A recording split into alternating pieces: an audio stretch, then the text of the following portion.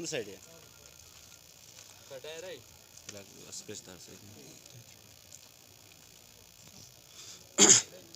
औज़ु बिल्लाहि मिनश्शैतानिर्रजीम बिस्मिल्लाहिर्रहमानिर्रहीम।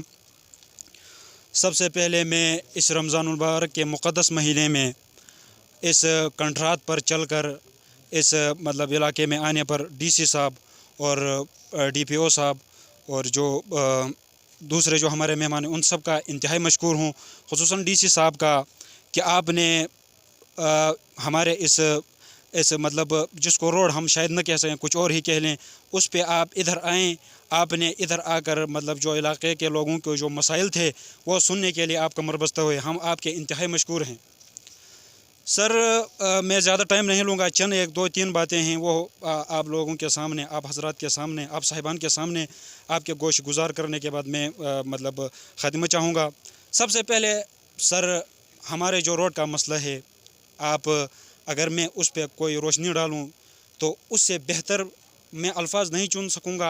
आप ख़ुद आज चल कर आए हैं, आपको बस उसका अदराक हुआ होगा कि यहाँ के जो लोगों को उस रोड के मतलब खस्ताहाली की वजह से, कच्चे होने की वजह से कितने मसाइल हैं। सबसे पहले ये तो रोड का मसला हो गया। उसके अलावा आगे जो बाज़ार तक तो ये रोड है एक हद तक, मतलब गाड़ियाँ बीच में रास्ते में फंसती भी हैं। रास्ते में तकरीबन वैसे अगर देखा जाए तो 1 घंटे का रास्ता है, वो 2 घंटों में या इससे ज़्यादा तय करके वो इधर आ जाते हैं।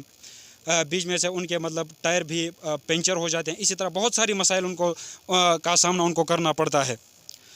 इसके अलावा बाज़ार से आगे तकरीबन बालाई जो दुबेर बाला है उसमें कम अज़ कम 7-8 हज़ार के करीब आबादी है उसमें। तो हर दिन ये देखना पड़ता है कि वह लोग अफ्तार के वक्त अगर बैठे हुए हों तो वह लोग मतलब अज़ान हो रही होती है और वो गरीब अपने जो बोरियां होती है, जो मरीज़ होते हैं वो लेकर जा रहे होते हैं। तो बहुत दुख होता है उनके लिए। जो रोड का काम तो स्टार्ट है लेकिन जो ये न होने के बराबर है। इसके अलावा दुबेरबाला के जो इलाका है उसको रोड के साथ और इस बाज़ार के साथ और बदकिस्मती से जो दुबेरबाला में पंचकी है या इस तरह कोई ज़रूरियाती जो रोज़मर्रा ज़िंदगी से जुड़े मसाइल होते हैं उनसे निमटने का कोई मतलब निज़ाम मौजूद नहीं है। सारे जो निज़ाम पंचकी, बाज़ार, रोड वगैरह वो इस साइड पे है। और तो दुबेरबाला वाले हैं या इस इलाके वाले हैं, सारों का दारो मदार इस बाज़ार या इस इलाके पर है। तो उस वजह से यहाँ मतलब उनको इस नदी को क्रॉस करके आना होता है। तो अब पुलों की यह हालत है कि पुल तकरीबन 1 महीने या इससे पहले ही चले जाएंगे, उनका तो कोई कहा ही नहीं जा सकता है। तो आपसे हम मुख्तसरन ये मुतालबा करते हैं कि अगर आप थोड़े पैसे मुख्तस करके इधर कोई मजबूत सा लंबा सा चेयर लिफ्ट का इंतज़ाम कर सकें तो बहुत मेहरबानी होगी। और साथ साथ जो 8-10 हज़ार आवाम है उसके जो मसाइल हैं, जो मुश्किलात हैं और ये चीज़ें